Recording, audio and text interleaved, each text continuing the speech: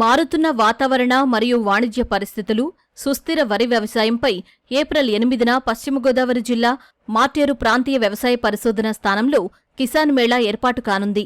సాగులో రైతులు అవలంబిస్తున్న విధానాల్లో ఎలాంటి మార్పులు చెయ్యాలి, సాంకేతికత అందిపుచ్చుకుని దిగుబడులు ఎలా పెంచుకోవాలి అనే విధానాలపై మేళా ఏర్పాటు చేస్తున్నారు. ఈ మేళాకు రైతులు, విద్యార్థులు, శాస్త్రవేత్తలు, ఎరువులు, విత్తనాల కంపెనీ యజమానులు అధిక సంఖ్యలో హాజరు కానున్నారు. కావున అవకాశమున్న రైతులు కిసాన్ మేళాకు హాజరు కావాల్సిందిగా ప్రాంతీయ వ్యవసాయ పరిశోధనా స్థానం అధికారులు సూచిస్తున్నారు.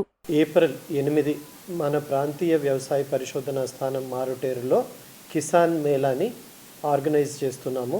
కిసాన్ మేళా ముఖ్య ఉద్దేశం ఏంటంటే మారుతున్న వాతావరణం మరియు వాణిజ్య పరిస్థితుల్లో సుస్థిర వరి వ్యవసాయం చెయ్యాలంటే ఏమి చెయ్యాలి అనే దాని మీద చర్చ, అలానే టెక్నాలజీ ఏదైతే మనకి ఇవాళ అందుబాటులో ఉందో అదంతా డిస్ప్లేలో ఉంటుంది.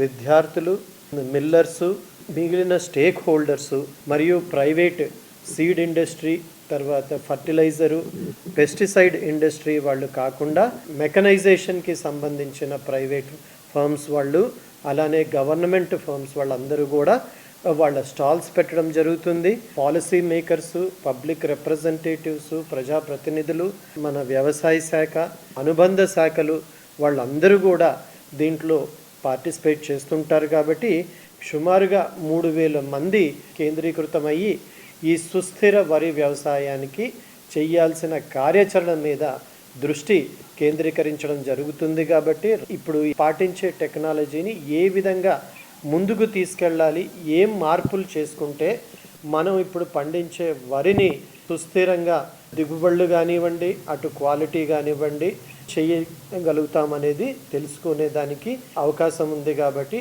అందరూ ప్రాంతీయ వ్యవసాయ పరిశోధనా స్థానానికి కదిలి రావాల్సిందిగా నా